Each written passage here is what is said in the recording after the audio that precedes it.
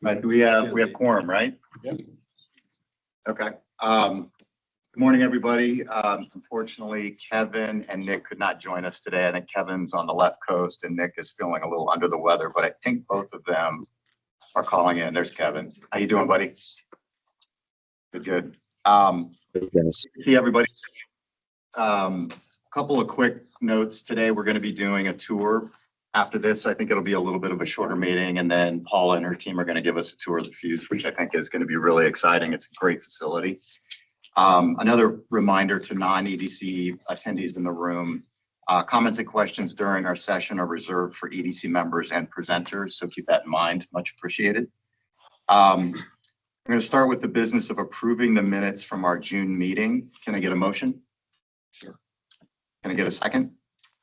Second. All in favor, say aye. Aye. All opposed, say nay. Let's let the minutes reflect June minutes are approved. Before we start the meeting today, great thanks to the AED team for solving our facility issue at the last meeting. I think it was great that we were able to pull together and go over to Lover Run. That was a fantastic facility, and I think you guys pulled it together like that. So that was an amazing change in venue, and thank you for pulling that together at the last minute. Since we were together last in June, we have two new members, two new commissioners. Tim Jones, to my right here, is joining us in his first meeting as commissioner, although I think you were here attended as a guest previously. Tim, principal and startup advisor at TBJ Investments, along with being an executive in residence at University of Maryland Global Campus. Tim has both public and private sector experience throughout his distinguished career. Tim, would you like to give us a quick introduction of yourself? Thank you. Good morning. Tim Jones, real brief on me. I'm originally from the Bay Area. I've lived in Arlington for about 6 years now. I felt it was time to actually contribute to living in Arlington as opposed to commuting in and out. My background has largely been in technology companies, startup companies. I started my career at Oracle, so I have Larry Ellison stories that someday will go public when I want to publish my book. And really excited to be here. I'm big on innovation. I love innovation centers. Betsy and I were just talking about being here at George Mason. So happy to contribute and looking forward to the future. Great to have you. Welcome. In addition, Kaylee McKenna is joining us as commissioner. Unfortunately, Kaylee had a previous engagement. She could not make it this morning. I'll give her a quick introduction. We'll let her do her own introduction in September, but Kaylee is currently a vice president at Beacon Global Strategies and is a veteran of the United States Air Force and a graduate from the United States Air Force Academy. We're also excited today to have an opportunity to showcase one of Arlington's newest developments. This is the Fuse at George Mason campus that we're all in here today. We'll be hearing from Commissioner Paula Sorrell, along with her colleague, Liza Wilson-Durant, GMU's Associate Provost for Strategic Initiatives and Community Engagement. This is a one of a kind project, public-private partnership, which the community is quite excited about, including over 225,000 square feet of GMU-led programming and community engagement, 120,000 square feet for offices, innovation labs, and other partner programming, and 15,000 square feet of retail amenities. We're looking forward to the tour and for the presentation from Paula and Liza here shortly. So now it's time to turn it over to Ryan for the AED's director report. Thanks. Good morning, everybody. Happy summer. I will be very brief because I want to make sure we have plenty of time for the tour. But first, let me just thank Paula for pulling this together and having us here today as a member of Mason Nation class of 2006. It's always great to see George Mason doing amazing things. And I've had the pleasure of kind of being part of this journey with this innovation center for many years, and I've had lots of grand openings and ribbon cuttings and top outs and celebrations, and I think there's 2 more coming this fall, so we'll have lots to celebrate. But I think the big thing is that a lot of great work is getting underway here, and building on our kind of helping to build our innovation economy and expand it here. So thank you to George Mason. I wanted to just give a couple of quick updates. We on Monday we started our fiscal year, so with that means we closed a fiscal year, and I just wanted to share a couple of brief highlights of some things that we accomplished this past year. I won't go into a lot of detail. We're actually working on we're going to have a staff meeting in a couple weeks, and we'll be going over some of these in more detail. So if there's any materials from that, I'll ship those off to the commission. But in terms of our kind of just our top line performance metrics, things that we track on a regular basis, a couple of key notable things. Every division that I'm going to discuss has exceeded their performance metrics for the year. So with our business investment group, which you all know is led by Michael Stiefvater, who mostly works on growing our office economy or finding tenants. They had 33 successful projects last year, resulting in facilitation of over 472,000 square feet of office space, and the retention or attraction of over 2,000 jobs. So this is Michael told me this is our best year for his team since before the pandemic.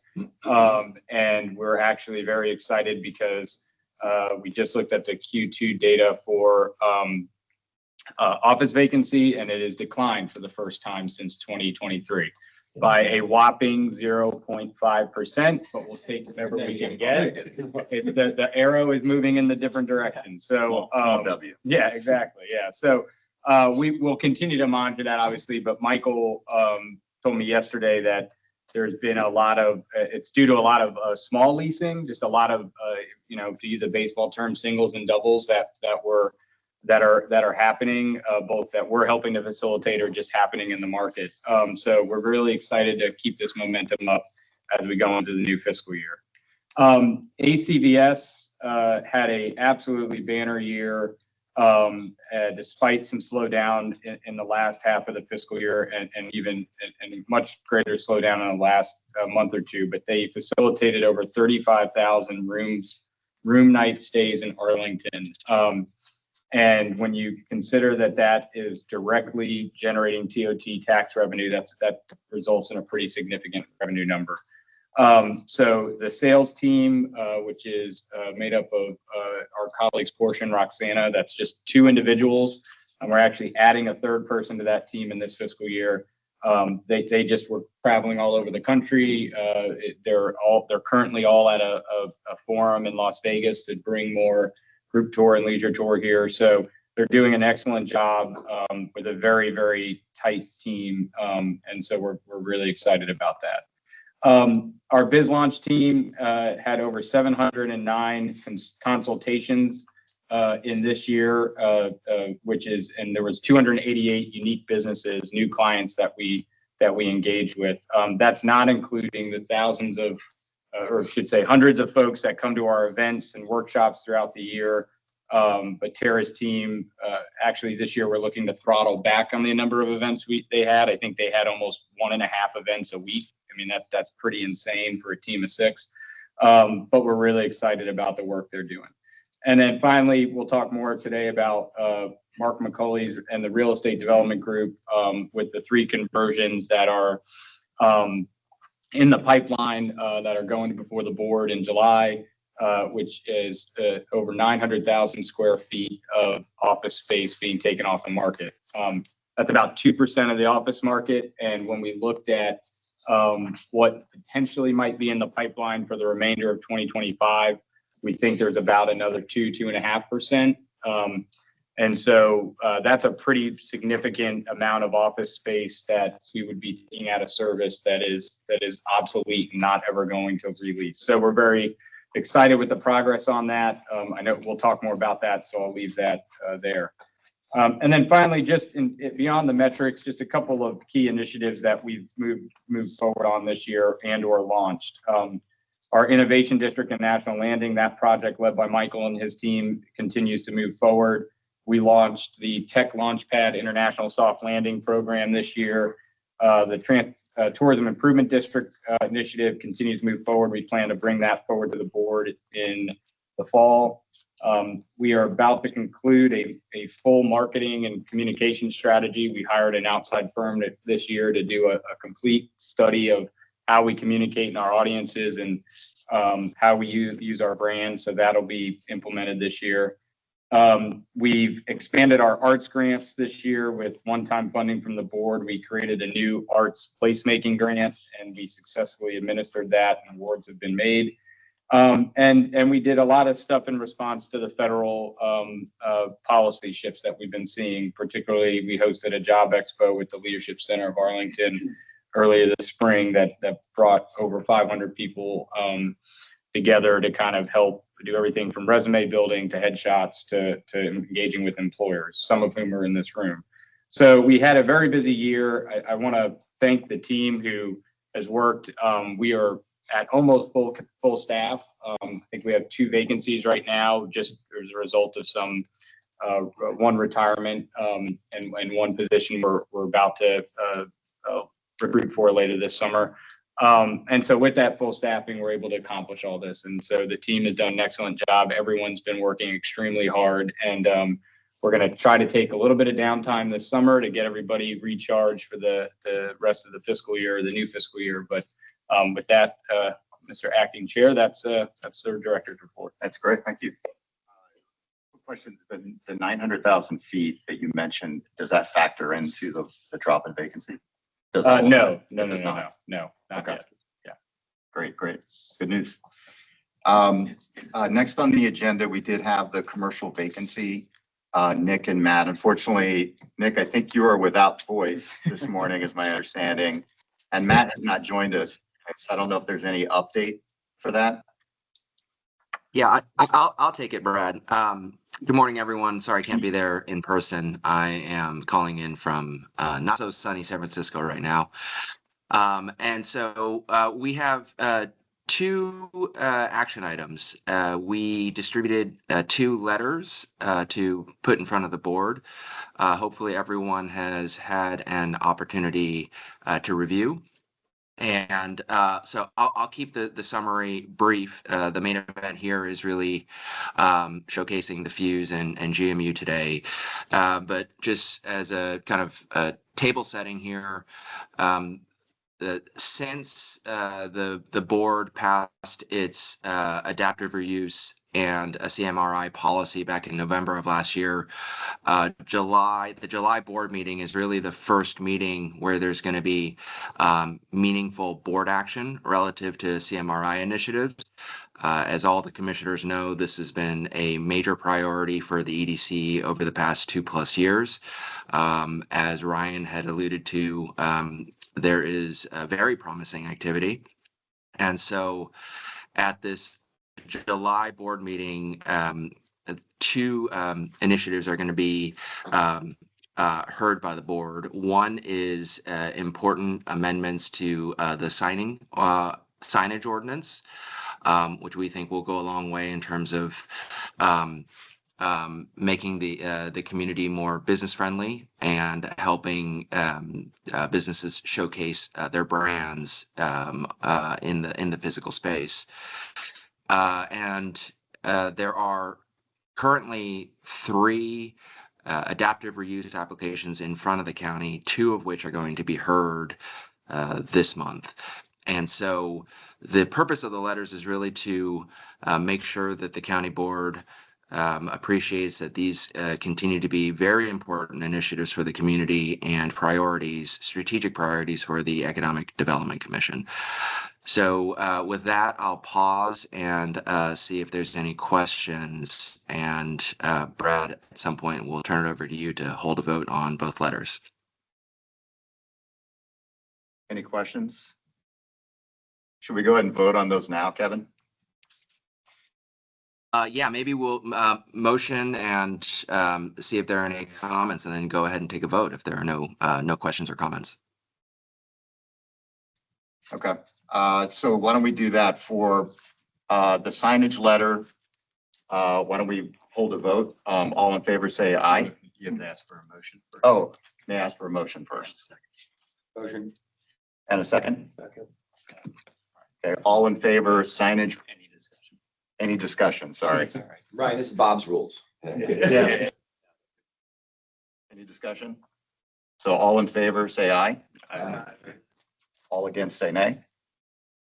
All right, let the minutes reflect that the signage letter passed. The other letter Can I get a motion? Second? Second. All in favor, say aye. All opposed, say nay. All right, let's let the minutes reflect that both letters of support from the EDC have passed.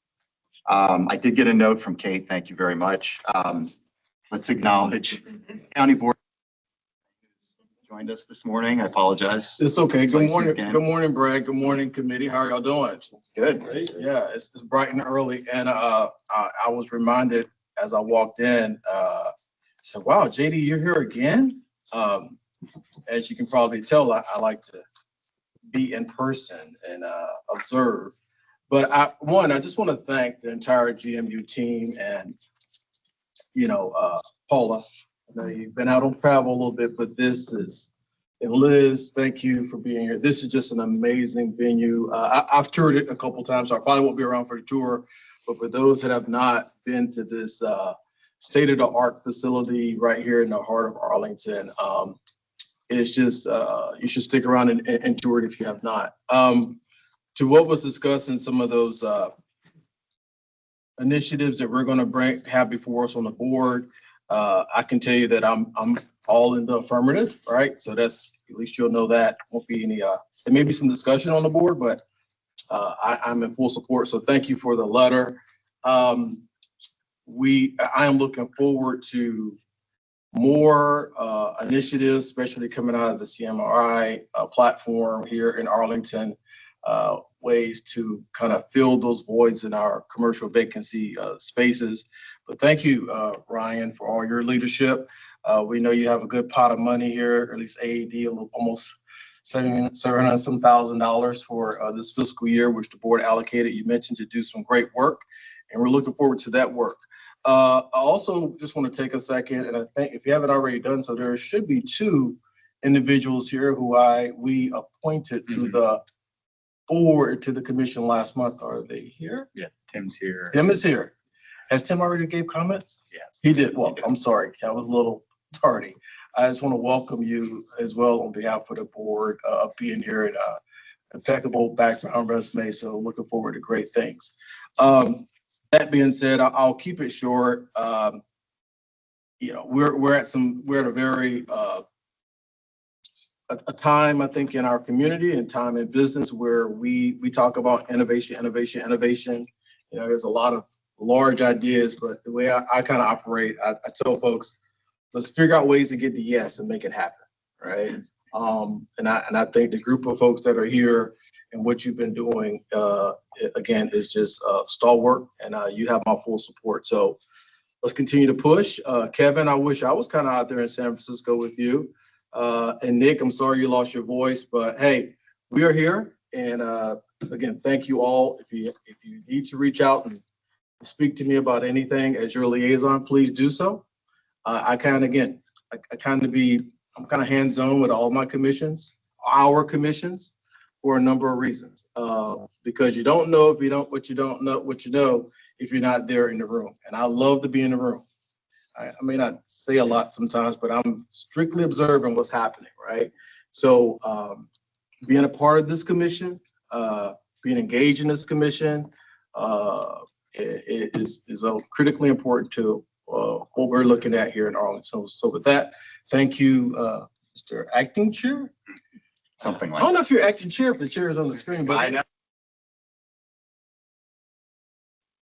thank y'all for all of your work, and looking forward to enjoy the tour. Thank you again. Great, thank you for joining us. I think we're ready for the presentation. Paula, you guys all set up? Yes. Okay.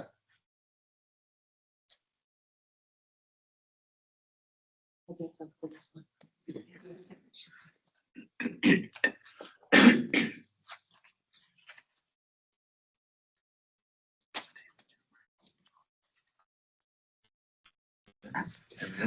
Well, a very warm welcome to all of you. I'm Liza Wilson Durant. I'm Associate Provost for Strategic Initiatives at George Mason. I'm also a professor and Associate Dean in our College of Engineering and Computing. I joined George Mason in 2010. It's been one of the highlights to work on this project, Fuse, for the last 5 years since its inception. And you may very much be aware that the the deal to bring HQ2 to Northern Virginia. The investment of $1 billion in higher ed to produce more graduates in computer science, computer engineering, and software engineering brought resources to George Mason so that we could.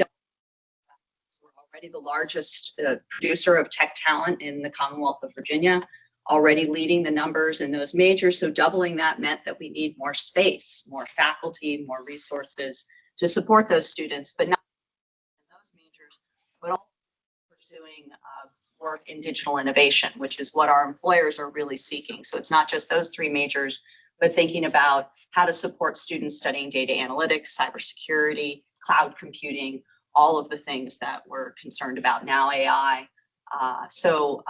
Trying to envision where we wanted to put this building. You know, we have multiple campuses in Virginia. We really felt a new building focused on digital innovation in support of these majors in Arlington was the right strategic move for the university. Given the location, the development of all of the tech corporations in the region, it felt right because we really do believe that innovation fuels or diversity fuels innovation.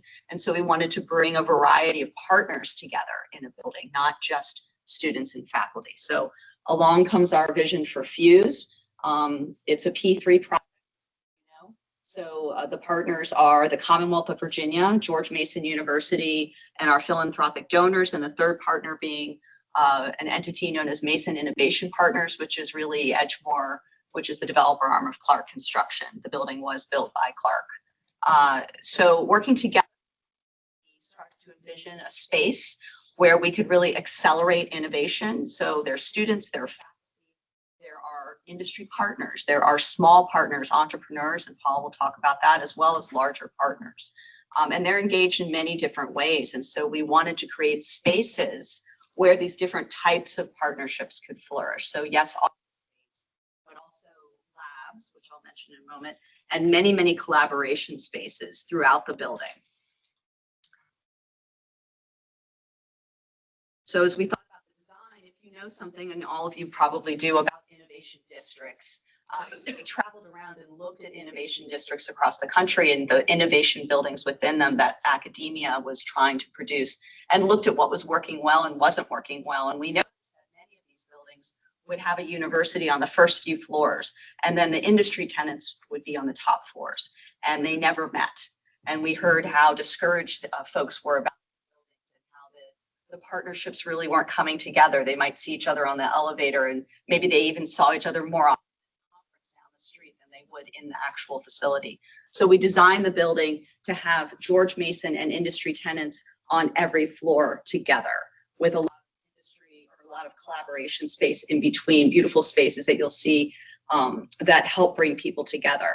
And remember, we started envisioning this building and through the pandemic. It was after the pandemic we started working on it. We designed pandemic. So we needed to think about the future of work. Even then, how are we going to get people back to the office? Why would someone come to this big building in the middle of Arlington? Maybe it's expensive lease space. How are we going to attract them? So we really spent a lot of time thinking about the design of the building. It is also a building that has many attributes that make it a place that's attractive to work. So I'm gonna, if I could add Absolutely. for a second. So on my first day at George Mason, which was 5 years ago, which was still from a chair in Ann Arbor for the first year, because of the pandemic, was specifically about this building, and it was with Liza and with Kathy Pinsky to figure out how this was going to be. And it was much of Liza's vision to develop a pilot. So for the last 4 years, we've actually had a pilot space, and we started. I was at one end and Liza was at the other, and there was nothing in between us, and we could yell back and forth and hear each other because it would echo. And over time, I mean, Liza worked, I worked on ecosystem and tech ecosystem building, and Liza worked on developing all the partners in the lab, specifically the cyber lab there, which is still going to be there because we still need the lab space. And we're taking that pilot and expanding it over 8 floors now. So that pilot, we have over 100 corporate partners, all the 3-letter agencies that are doing work in that particular lab. And I'll talk in a minute about the number of partners that we're working with on the ecosystem side. So speaking of partners, and then that increase in leasing in Arlington, hopefully we made a small little contribution to that tiny. We've been working, of course, to attract partners. So In the summary that you read in the beginning, it's a 350,000 square foot building. 225-ish thousand for George Mason's academic programs, classrooms like this, our laboratories and offices, student spaces for engagement. There are 125,000 square feet available for lease. So far, we've attracted tenants that have signed leases and are now occupying the space. And you can see a list of them there. We did set up sort of a criteria. So not just anyone can be a tenant in this building. They must be engaged in digital innovation and somehow want to engage with the university. And partners might do that because they, of course, want to attract talent. So they want to build their brand by being co-located with the university. They may want to partner in research. Many companies approach us to go in on joint proposals to the large government entities, such as the Department of Defense. They may just want to be an environment that's vibrant. So going back to that, back to work. If you have office space in one of the buildings down, the brand new beautiful buildings down the street, and you're only coming to the office 2 or 3 days a week, you may pick the 2 or 3 days when your colleagues aren't there. They're on the other days. And so you end up being alone in this big office space. It's been very attractive to tenants to hear that George Mason is here classes till 11 o'clock at night. So it's a very vibrant community where they're never going to be alone, even if they're the only guy that's coming into the office that day. And thinking about, too, how we wanted to design a building and future-proof it for digital innovation, it's very difficult to design a lab. You don't know what you're going to be working on 5 or 10 years from now. So we tried to develop laboratories that were highly flexible. And Paula mentioned this pilot space, which was really the first space that was going to be the test case to see how to design a large-scale flexible lab where we wouldn't have to go ripping out things and replacing them every time we decided to do a different type of experiment around digital innovation. So that template for the labs we built in this building. And so you'll see many of them are very large footprint labs. Gone are the days when a faculty member gets their own little 500 square foot plot that's only theirs with all the doors shut. Now these are labs the size of this room that are shared by multiple faculty with dozens of students moving in and out at all times, and highly flexible, open ceilings, cement floors, very little drywall, lots of data, electricity being pulled from the ceiling. So we're not tied to wall plates for our power and data. So you'll see that when you walk through the building. And this is a laundry list of the types of lab spaces we have in this building. And you'll see for those online, if you can't see, they range from cybersecurity to small modular nuclear reactor control systems to RF shielded labs. Of course, there'll be SCIF space in this building. The entire 5th floor of the building is dedicated to research and classified realm. Right now, our SCIF space is in Springfield, and we want to bring that to Arlington to be closer to our sponsors. A few stops, very attractive. And there's also 16,000 square feet lease by industry partners who want to build SCIF. And right now, I think about 7,000 of that are leased. So we still have a chunk left. But we think that that will go very quickly, very soon. Of course, it's a great building in terms of the fact it's LEED Platinum. It's now net zero energy. So we have worked with Dominion. You probably could see that the south-facing side of the building is powered by solar panels. And now the entire building has been powered by solar power off-site. So we are 100% net zero, which was a commitment that we wanted to meet for our students, for our future. It's very attractive to our tenants who also want to be able to tell their employees that they'll be working in a very forward-thinking building in terms of sustainability. And by the way, that's we heard when we went around talking to the Arlington community, all the neighbors and HOAs and community people, and saying, what is most important to you when we build this facility? And they all talked about sustainability. So we feel like we've delivered on that as best we can with a building that's this technologically advanced. So it's great to build a great building, but you all know that that isn't enough, that we have to activate it with activities that bring people back. And so there are many, many different goals for the building that range obviously from education, of course, being first and foremost, but also research. The research enterprise drives millions and millions of dollars to the university, to Arlington, to Virginia, but also thinking about partnerships with small and large industry. How do we bring people together? Because we know that if we do bring people together, we'll get some economies of scale in terms of the impact on the economy. So I'm going to let Paula take over here and talk about the programs that have been put in place with the building being the anchor. And it's been a fun 5 years. It's been a lot of work, but the fact that I get to work with somebody like Liza, who didn't even talk about her background, it's from Cornell, Stanford, and Hopkins, and being able to have a thought partner and how we go about creating this. So the yellow bricks that you see on there were here before. For 20 years, Mason's been supporting the small business community. I think because it was originally created by the business community is my best guess, and our proximity to DC allowed us to run some of these programs. So the fact that we run the Small Business Development Center for all of Virginia, and we run the procurement, it used to be the Procurement Technical Assistance Center, now it's called Apex Accelerator, and we run that for 5/6 of Virginia. Those are the platforms really that we created, that we based everything else on. The green are tech specifically, and that was what needed to be added to the equation. So these are the programs that we've added over the last 5 years. These are specific to tech innovation. They were specifically to fill gaps, and the way that these came about was basically we kill what we ate. So we would go out, find the funding to do something like this, and then we would create the program. And I'm not going to go through all these, don't worry. But I am going to call out a few of these in particular, and especially the ones that are supported by Arlington Economic Development, who has been a great partner throughout this. So one in particular is Arlington. You guys have heard me talk about the Accelerate Innovation or Investor Conference. That takes place, mark your calendars, November 5th and 6th this year. It was a platform. A friend and I used to do these events around the world. When I came in, and I told you I was stuck in a chair for the first year, did about 100 interviews in the ecosystem to say what's needed here and what else can we be doing.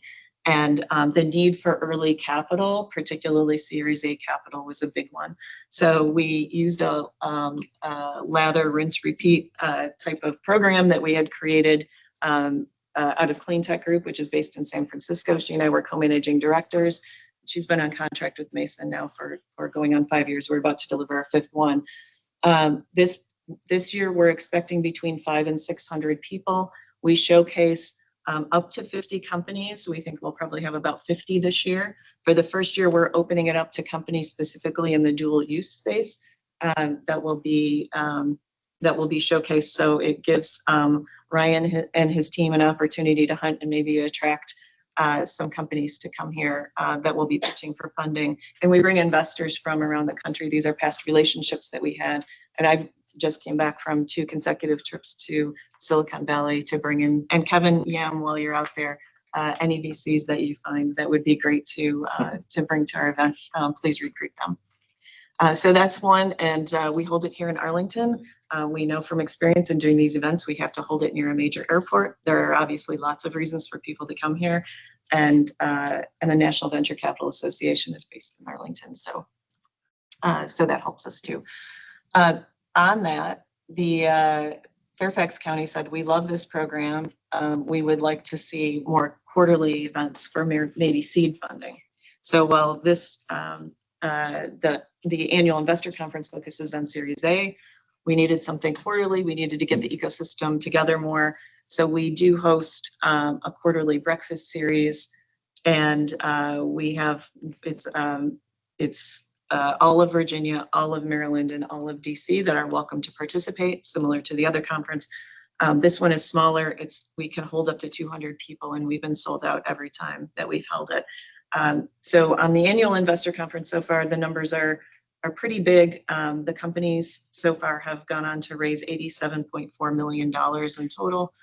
And we expect that to, that's just a mushrooming number over time. And those were during down years in venture capital. Now we know that 5% of all our tech companies are going to get venture capital. That's kind of how it works. But 100% of them need revenue. So we spend a lot of time focusing on the revenue side of the equation. And one of the ways that we did that was kind of serendipitous. A guy walked in one day He wanted to talk to Liza and me, and he said, I love what you guys are doing here at Mason and I want to help. We said, okay, well, you know, we don't turn down free help, by the way. And we said, okay, what are you thinking? And he said, an entrepreneur in residence program. And I said, well, we really don't have that yet. I haven't gotten to that program yet. He said, don't worry, I'll set it up. And he said, and I want to be the lead of it. And I said, well, what's your background? And he said, well, I was assistant CIO at the Pentagon. And I did a couple of tech startups and sold them. And I'm working on my third one, and it's still running. And I said, okay, I think you're qualified. So sure, come on board. And he said, what I'm going to do is I'm going to recruit people that have had a high level position in the federal government in innovation, and they've been successful tech entrepreneurs, and they know equity investing, either giving or receiving.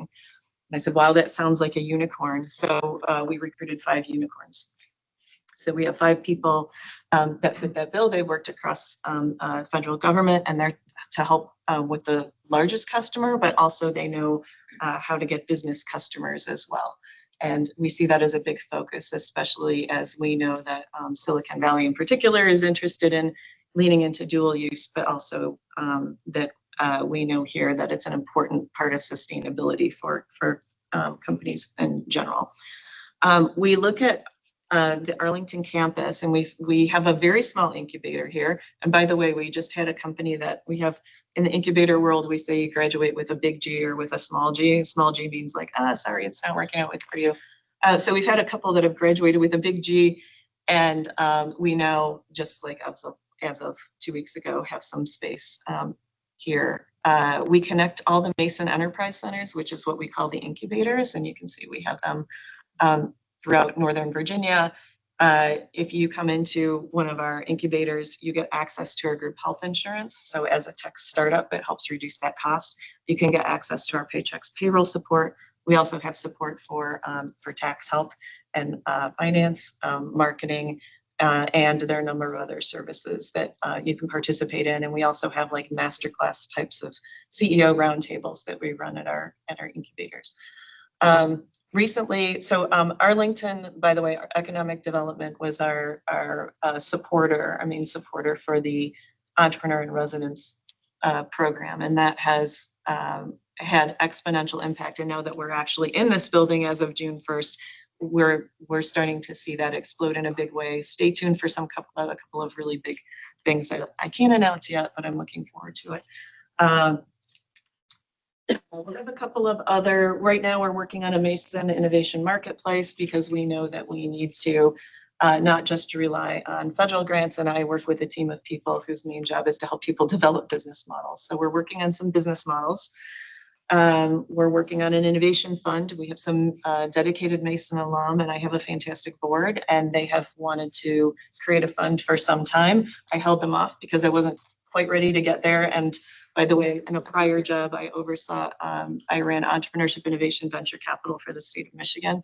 So I've been on the fund to fund side of things. I know what we're getting into, which is part of why I was holding it off, but we actually have some hard commitments and some soft commitments into that fund already. And then, and we're working on a tech talent clearinghouse, which is because of what's happening here. It's kind of a repeat of a very successful program that I worked on with some colleagues in Michigan during the recession when we saw mass layoffs. And we wanted to retain our tech talent, if that sounds familiar at all. So those are some of the things that we're working on right now. Any questions? I'm going to stop talking for a second. I know that's a lot, and those are a lot of little tricks up there. Yes. Okay, Paul. First of all, this is outstanding what you guys have built. I will date myself, but 20-something odd years ago, I brought a Silicon Valley venture firm into the region, and I was actually walking the halls of Mason out, further west off of 66, looking at commercializing things with professors.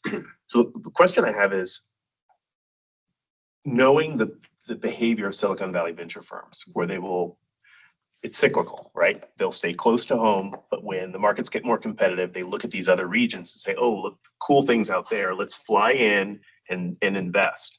Series A. They also have a habit of, for Series B and Series C, making that funding contingent on moving.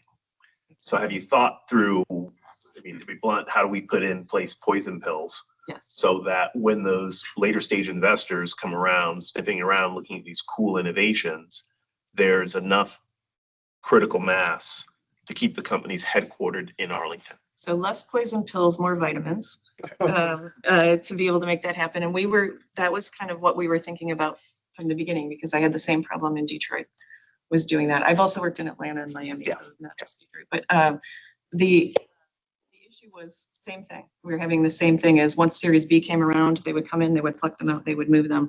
So we purposely curate the Accelerate the annual investor conference. So we build in lots of networking time, and specifically curated networking time for a reason, is we want to develop those relationships between the local investors and the coastal investors. So the more syndicated deals that we can have here for Series A, the more likely they are to stay. And the Silicon Valley investors know that they've got some eyes on, their investment that's local and close to home. So we've spent a lot of time working on that. And because of what's happened with, if you guys track SSPCI, it's the fund of funds that was created through VIPC. I sat on the VIPA board when we were bringing that in and setting that up. They have done a terrific job of implementing, and the fact that they've invested in some new funds that are focused on the types of technologies that we see here. So, and we're really working hard with those funds to help them get good traction here too, and also to create those relationships and to see good deal flow. A great question. Sorry, I have a quick question. Apologies if you touched on this, but you're doing a lot of work on the sort of equity investment space. Have you partnered with local debt lenders as part of that cap stack at all? We do. Actually, in my office upstairs, I have a list of debt lenders that I'm working on a partnership with right now. So far, they've been very slow to move. The debt lenders have been very slow to move. And because we track, so our total portfolio is 33,000 small businesses in Virginia. 1,800 of those are early stage tech. So we work a lot on the traditional types of business side, which is more debt lending. So there are other pockets where we have great relationships with those debt lenders. Some of them are national banks, some of them are, and we actually have sponsorship from like JP Morgan Chase, for example, is a sponsor of our Accelerate Breakfast series. So we do have, we don't have the relationships to the level that I would like, but we have seeds in lots of places, and some places where they're actually supporting our work. So this is staying in the room and to the people online, right? We can't announce this yet. We found out that we won the International Economic Development Council Award this year for innovation ecosystem building. So Congratulations. yeah, thanks. Congratulations to everybody who helped contribute, and to Arlington Economic Development. That's been a huge partner for us through this whole thing. So here are numbers. This is by the numbers. We are audited on these numbers. This is across all of our programs. We do, because we run a number of federal programs, state, regional, and local. It is a large exercise and all of them have different reporting tools. It takes us about 3 months to get this reporting together each year. So last year, our impact was $2.8 billion. That's self-reported by the companies that we helped. So everybody that we provided help to, that's $2.8 billion in the Commonwealth of Virginia. I'm particularly proud of the fact that 58% of our clients are women-owned businesses, 63% minority-owned, and 16% veteran-owned. We don't do any particular activity to attract businesses of those demographics. That's who comes to us. That's who come to us for help on a regular basis. And I always get asked about the women one. Why is that one so high? And I always say women ask for directions and help building a business. And that's why it's so high. Hours advised, 34,000 pre-COVID. We were providing 20,000 hours of one-on-one counseling to small businesses. And during COVID, it jumped up to 40,000, and now we're at 34. So it's not, we don't see that it's going back anytime soon. In fact, it's bumped up a little bit in the last year. So the demand is still there for one-on-one counseling. This is the only county that does not have an SBDC office. I wish it did. Ryan and I are talking about that. And SBDC is part of what helps us track and retain all these numbers. Also, we're already helping 200 businesses-ish, and a little more than that in Arlington. Even though we don't have a presence here, we send them to Fairfax. So it would be great if we had them locally and particularly in this building. Last year, that number is right, 2,600, we put on 2,600 training events. Most of these are workshops, they're one-on-one. 1,200 of them, I'll just peel off and say, those are, we run 2 maker spaces. One's about to launch, one's a big one in Fairfax, and that's primarily serving students and faculty. So that's about 1,200 of them. But last year we had 58,000 attendees at our training workshops. So we do, most of those are Virginia, but we do collect some people from Maryland and DC. So if they want to attend, and those are lots of topics. Most of this work is done with partners. So we work with the local law firms, we work with the local banks, anybody with expertise in a particular area. We have lots of people that approach us all the time saying, I have expertise in something, I would like to put on a workshop. Most of the time we say yes, and then we help them fill a room, either virtual or actual room, to put those on. And then we also collect jobs created and retained, which was 6,300 last year. Any questions on our metrics? And then just a reminder, 87.4 million in funding raised so far in the investor competition. If you're interested at all in early stage tech, we raise all the funding for this. The local counties support us significantly.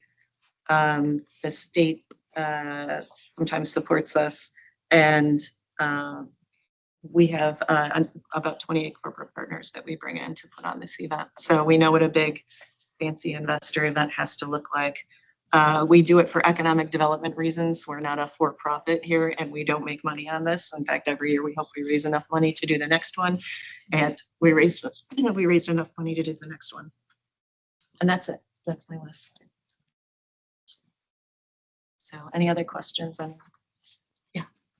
Paula, there was a slide, 3 slides back, and I saw that on your suite of programs under Accelerate and Educate, there's some line items. I mean, they're NIH and NSF. I'm just curious. Good question. If they are being affected in any way, shape, or form. Can you talk to that, given what's going on right now? Certainly. The NIH program that we run is called REACH. We run it for all of Virginia. It's a partnership we have with Vanderbilt University. So we partner with Vanderbilt, University of Louisville, and Jackson State and Mississippi. We're called the Mid-South Hub. And that program was, the line item was originally written in the SBIR program or line item. That is being that's being discussed right now. Every year, there are a group of there are about 13 of us, people around the country that do what I do and the ecosystem building, usually around like larger populations. We meet with the science writers of the House and the Senate, and we give input on things that they're working on and feedback on programs and how they worked. We also meet with all the agencies. So REACH is not currently in the next reauth for SBIR programs.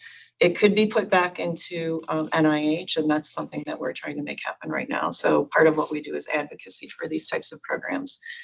The NSF is NSF I-Core. It's a very popular program, and it seems like it's one that's standing the test of time because it has an enormous ROI for the country. And that is, both of those programs are in the lab to market. So if you guys know, the lingo is technology readiness level. We have a portfolio that's technology readiness level. We literally have 1 through 9, which means everything from I have an idea to my company is fully out in the market and we have customers and we're sustainable and growing. Because of that, I-Core is actually a really good piece of that. And I will say for the Mid-South Hub, Mason shows up extremely well. I think we've sent the largest number of teams so far since we've been in this partnership with them. Yeah, that's great. Just finally on that, I guess back to the NIH one. We can talk offline. I'm just curious to know who are our policymakers in the Commonwealth of Virginia that really understand what's going on. I mean, Dunbar, of course, hopefully, but who the advocates are on the Hill that are working this angle and to ensure, we have some sustainability even in this area. How important it is not only to the Commonwealth and the university, but ultimately the nation, right? So just wondering who those folks are. And we could talk Yeah. offline. Yeah, and I will say both of the senators are great, and most of the advocates for Northern Virginia, they've been terrific.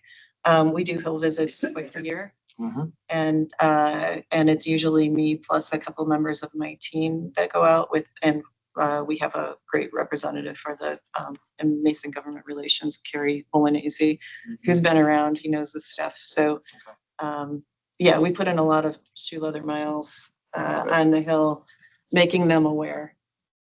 Okay, thanks. So, Tim, did you have that? Let me say, just as a tag on to that. I'm the natural optimist here. This is a once in a 100-year opportunity where some of the best and brightest people across innovation ecosystems are loose in the socket. Whether it be universities, whether it be companies, whether it be public sector. So there are all of these people that are now, for the first time ever, they're looking around saying, I'm going to take this skill set and go someplace else because I lost my funding, I lost my grant, etc. With this brand new building, with all of this space, I naturally think, is there a way to kind of hoover up the best and the brightest and have them come here, right? So we've got place, we need people and capital.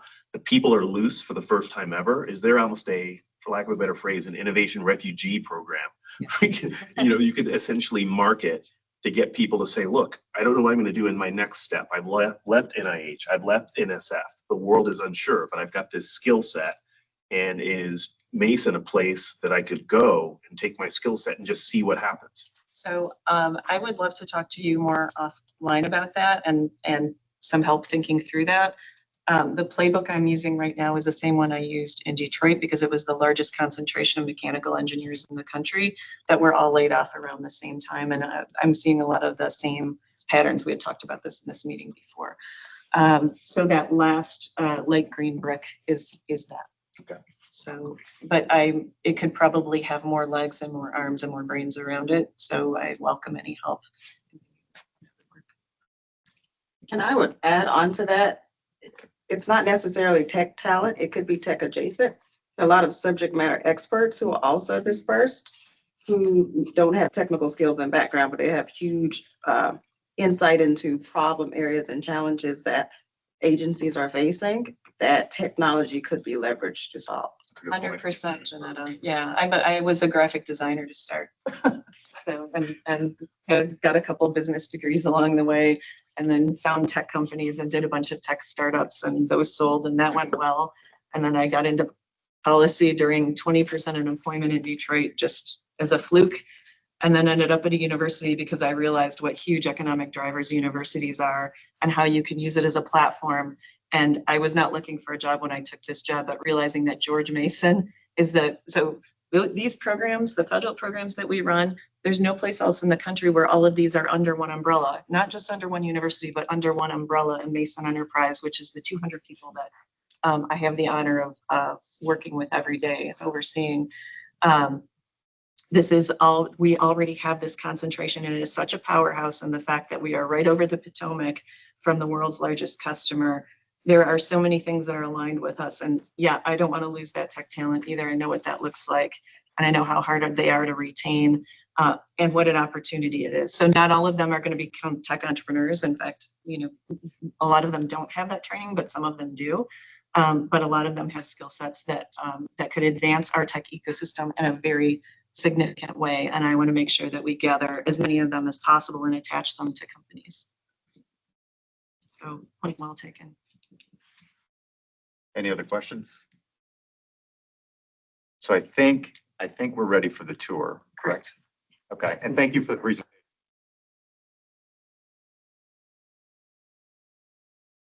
Real quickly before we adjourn, reminder that we have August recess, so no meeting next month, and our next meeting is currently scheduled for Tuesday, September 9th, I believe at AED's offices, correct? So that's it. Thank you very much. So